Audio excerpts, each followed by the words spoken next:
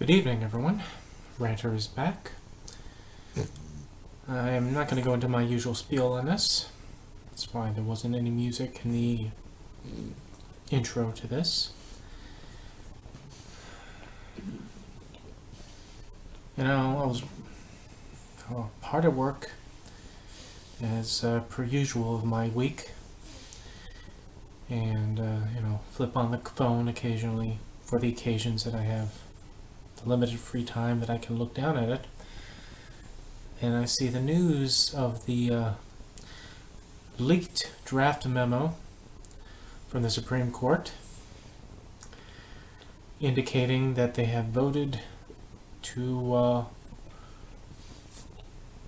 drop Roe v. Wade. That will no longer be something federally protected, and it will go down to the states.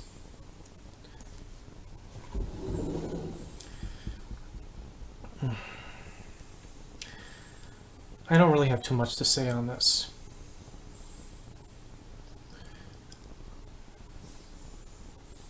It's not like other issues where, you can get hyperbolic, melodramatic, see me rant and rave for things, because sometimes even doing that's cathartically entertaining, even to me, when I'm at that level, made mad at what's going on in the world, or people's reaction to what's going on in the world, and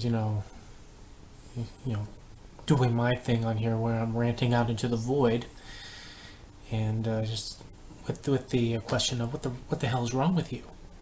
Why are you doing this? Why are you doing that? Etc. etc.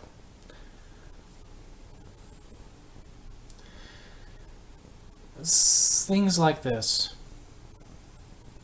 is beyond that level. You're not going to bitch and moan about Hunter Biden's laptop, or what's going on in Ukraine, or searching for any little evil thing on what's going on in Ukraine to go, None of that. Or Trump. None of that bullshit.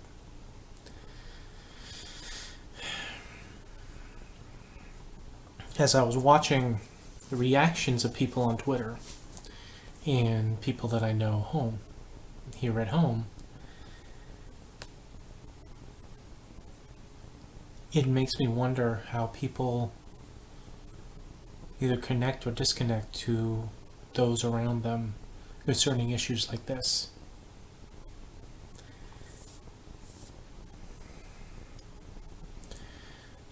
Now, I've already heard that the Band-Aid response from those who know that people are going to be upset by this. So the Band-Aid response is, "Oh no, it's okay. Roe v. Wade may be gone, but your right to choose is still around. It's just going to be settled by the states. That's okay. It's not going anywhere." Yeah, we heard that. We already heard that tonight. The thing about that, though, is that there are a number of states over the past year or so, and I've covered this on another video. I'm trying to remember if it was a YouTube video or if it was one of my first ones I did on Facebook when I first started being Ranter Matt.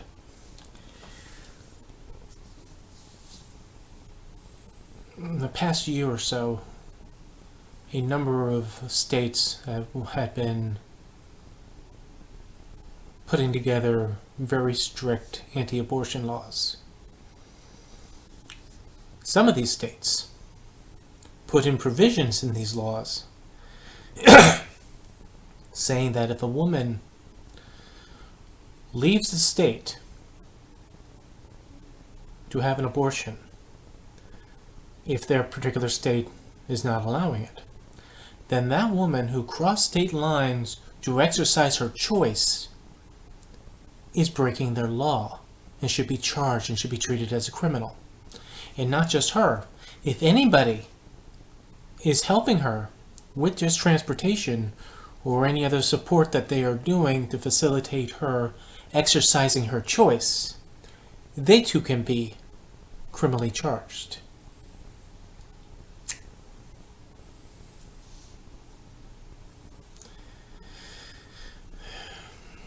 Leaving up to the states,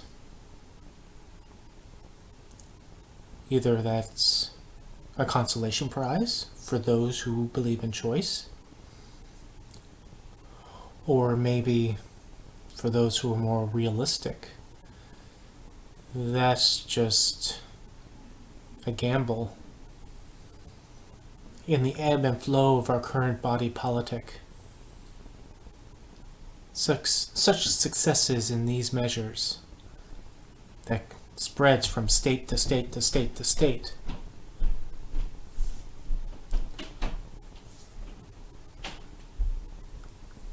It becomes problematic to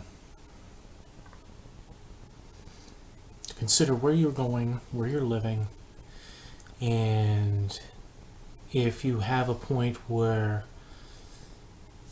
as a woman, you feel the need to exercise the choice that you should have over your body, and you were told you're not allowed to, or you can't in this state. And if you dare go to another state that will allow such evil, then we will charge you with a crime for doing so.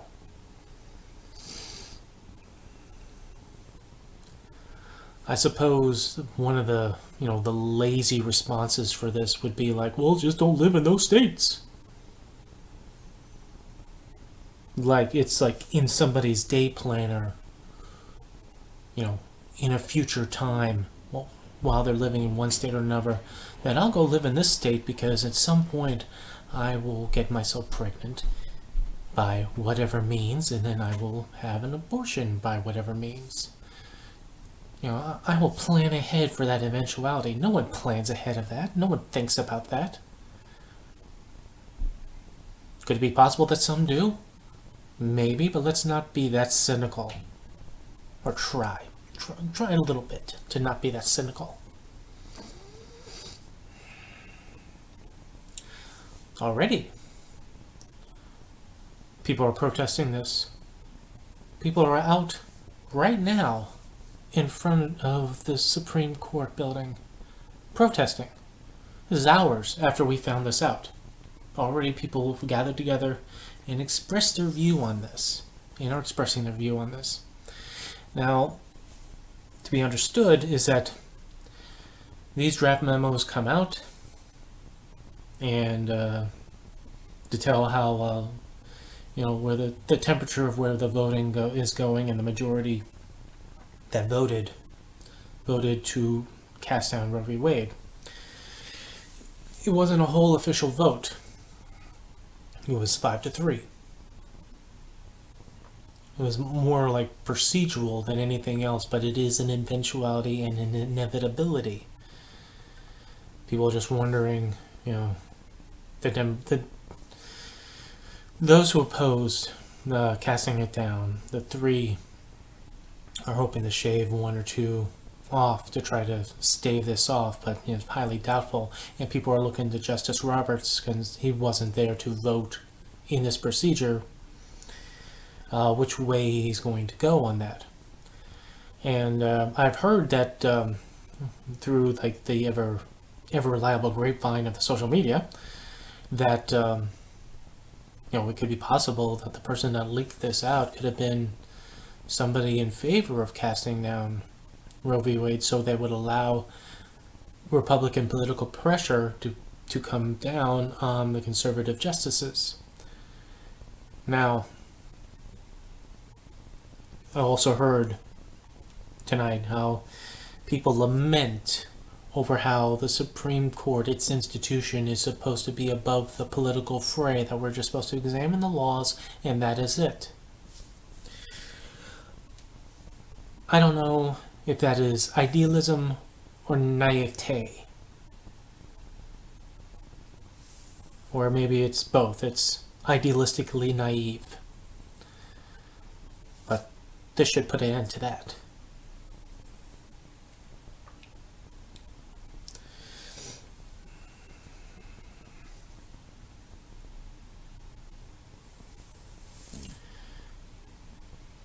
There are going to be people clinking champagne glasses over this. Margie Green has already did a video where she's praising this leaked document and with tears in her eyes saying that this is a victory for God.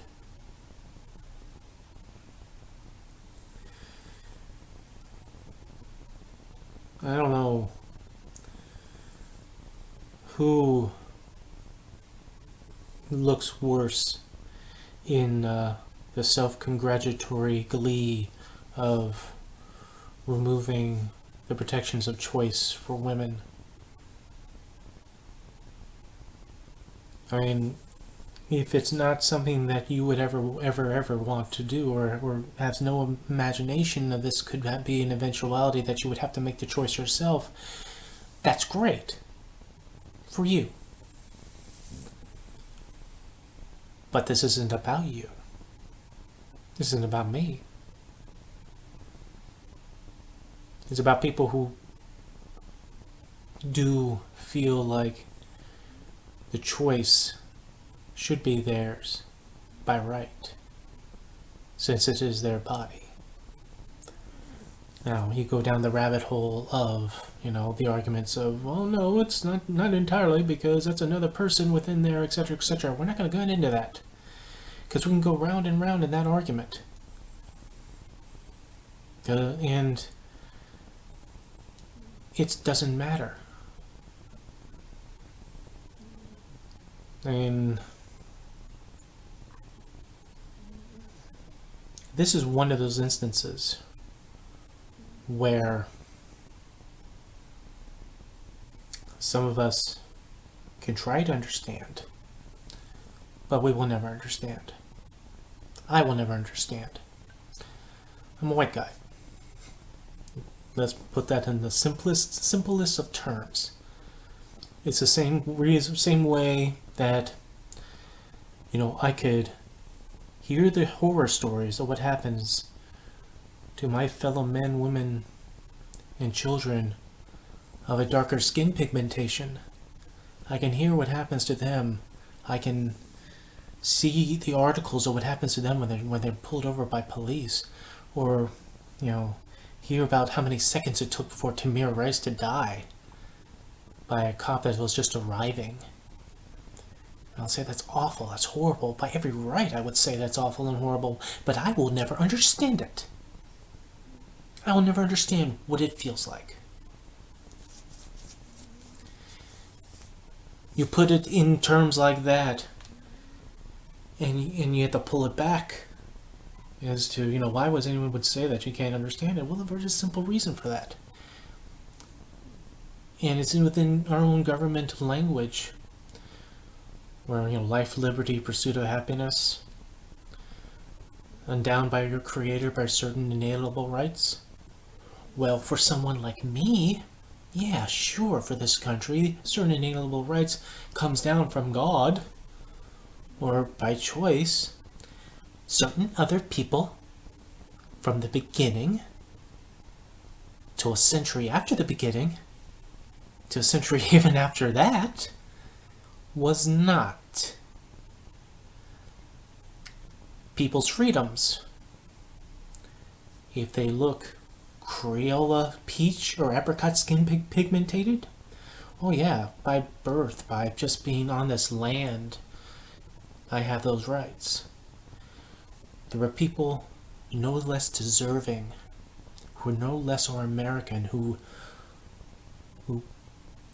are descendants of those who broke their backs for other people, but nonetheless contributed to this country in building this country up, whose their certain inalienable rights had to come to them through a stroke of a pen or a quill, through political machinations during the Civil War, where all the motivations for that, I might add, wasn't all that honorable or righteous as it sounds, but nonetheless, facts are facts that happened. By the same token, I will never understand what this means to a woman, where you have to be told through the stroke of a pen or the leak of a document that the federal government will not give you the protections or acknowledge your body autonomy to make the choice yourself. We won't say that you can't do that. No, no, no. We won't federally ban that. No, no, no. We will just make it no federal protections towards it. That people will be compelled not to deny you in certain states where there could be clinics for you, there will not be any more clinics for you.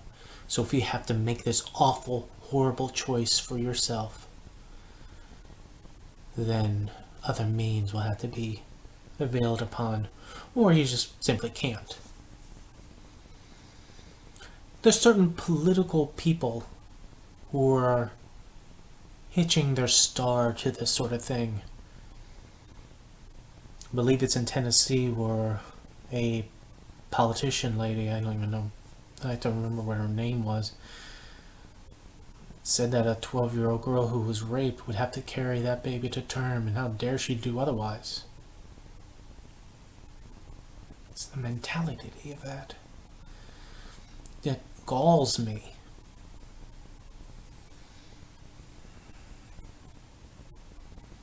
I can be supportive, I can stand in solidarity, and I can understand the concept that I will never understand.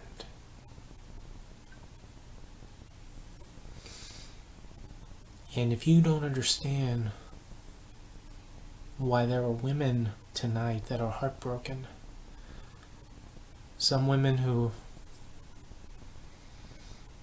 are able to have children, or maybe not even able to have children, but nonetheless are, because in a way they're being told that they have no choice in the matter. And if you thought you did have a choice, then we will make that choice for you as difficult as possible and make you pay for it.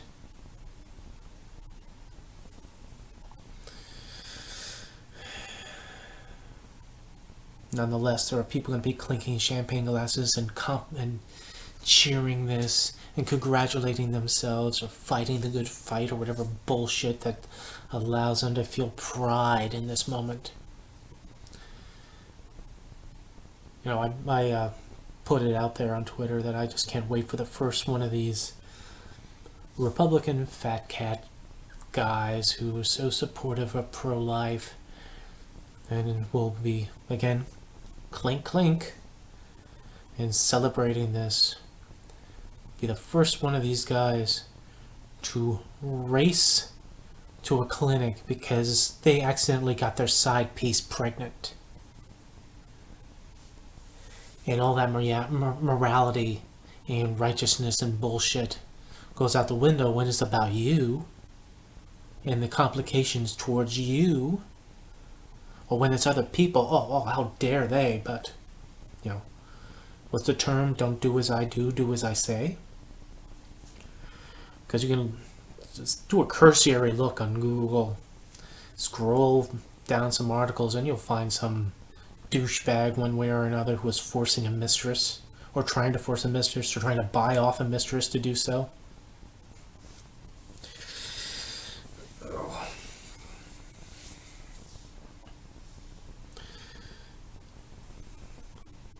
And my criticism about all this, and for people like this, I have to make a disclaimer about this, because there are good people on this side of the thinking. I know people who are pro-life, but are truly pro-life. And I have to make a distinction about this. My friend Vin and his wife Sori, they're pro-life. But here's the crowbar separation between people like them and political pro-life people. Because political pro-life people, from those who you see going on the talk shows, either politicians or those supportive of politicians who go after abortion clinics, or go after even the concept of the right to choose, they only care up to the point of birth. Once that is done, they don't want to know about you. They don't want to know about your child. They don't even want to support your child through legislation.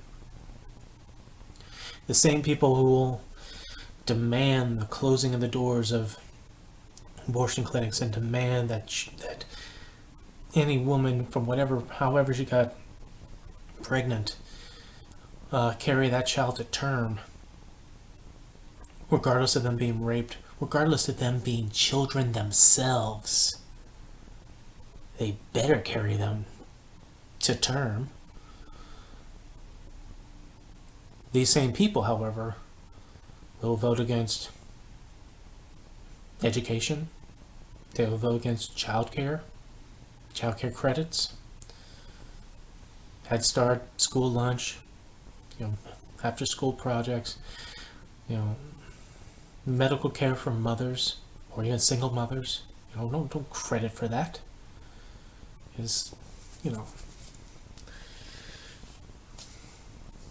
There is a point to all this, and so they don't care.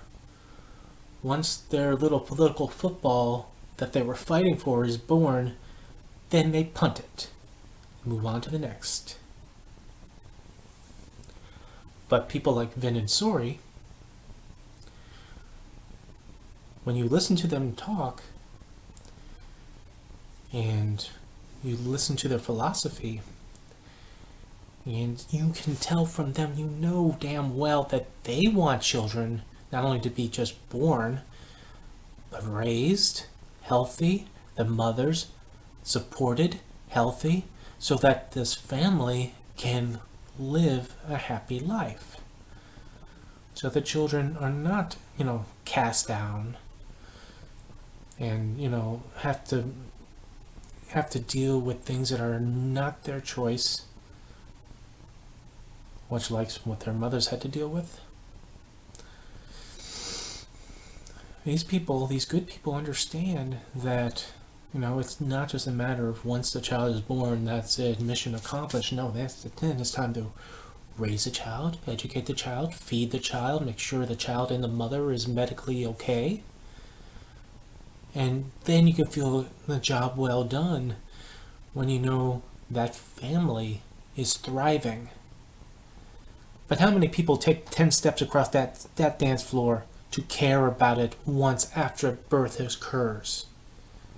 When it's no longer a political football, when it's no longer just a vague, empty slogan that you can get support and money and votes for, then it's an actual human being. Do these people even check up on these compelled new mothers and these children? Do they ask their names? See what schools they go to, how they doing? I bet not. I bet they're just back out on the picket line the next day. Well, we got one.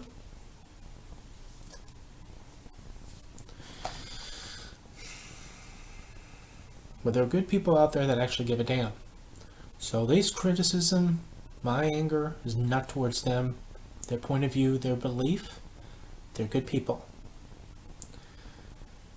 But not everyone are good people.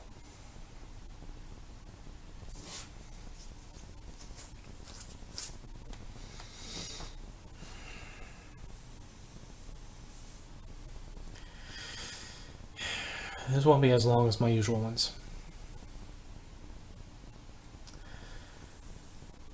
As much as I am angry, I'm not entertainingly angry tonight. And it's less about being angry, more about being sad and burnt out, tired.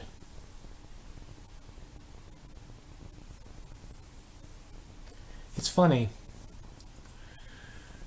when Amy Barrett was going up for the Supreme Court, And I did a little digging in her, and everyone else was doing a little digging in her, and they found out how much of a pro-life advocate of how, where she said if she got her chance to get into a prominent court, be it the Supreme Court or wherever, she would do the work in order to cast down Roe v. Wade. And people would tell me, oh, well, you're just... That's what she said then, but she's not going to do that. Now she's going to follow the law of the lands. I mean, abortion is a settled thing. Roe v. Wade is a settled thing.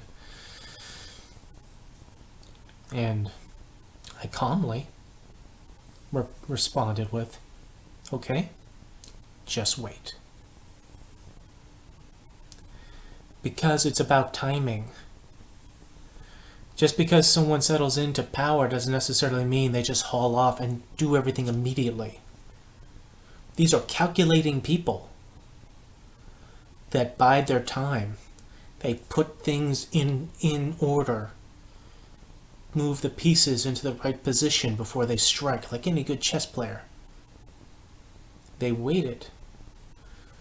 And during the time of her being added to the court was around the same time that these new laws were starting to pop up in state after state after state after state. And some of these laws were intentionally so draconian so that it could get challenged, because they wanted it to get challenged. They wanted it to go from court to court to court to get to the Supreme Court. And why? Till we get to the point we are right now. Because it's not just them, out of the blue deciding, hey, we got enough votes, let's just knock this Roe v. Wade shit out right now.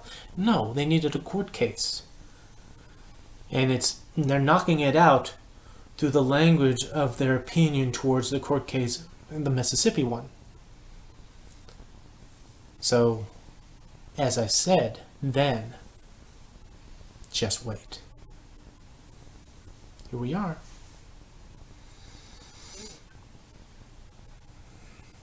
I just think that sometimes people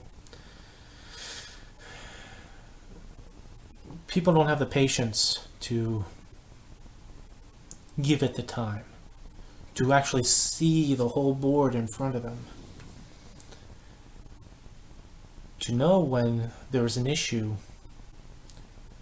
that could crop up, that there's enough development in this place, enough development in that place, a law here, a law there, translations into the law that makes it much more difficult. All these key little points made it important to get to this point where at least one of these laws reached the Supreme Court with those challenges.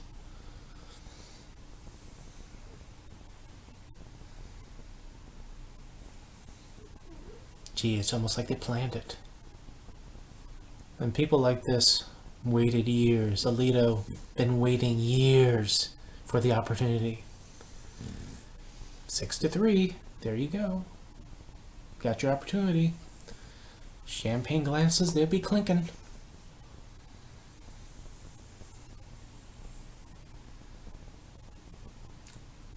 Those will say that choice was not robbed tonight, or will not be robbed when it officially happens, because it's not really officially happened. Remember, this is just a leak.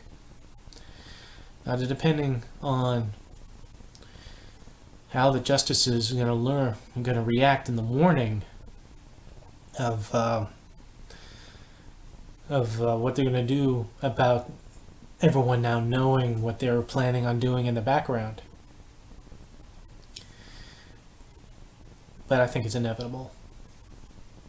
They have the votes, and forget all the lofty or above politic bullshit. They're not. And they're going to move. And choice is being robbed, because you get enough states together, that's a lot of people in those states, a lot of possibilities of women having to make an awful choice and having that choice denied. They're not allowed. And that is something I will never understand as a man. The same as I would not understand the plight of other people because of the accident of birth.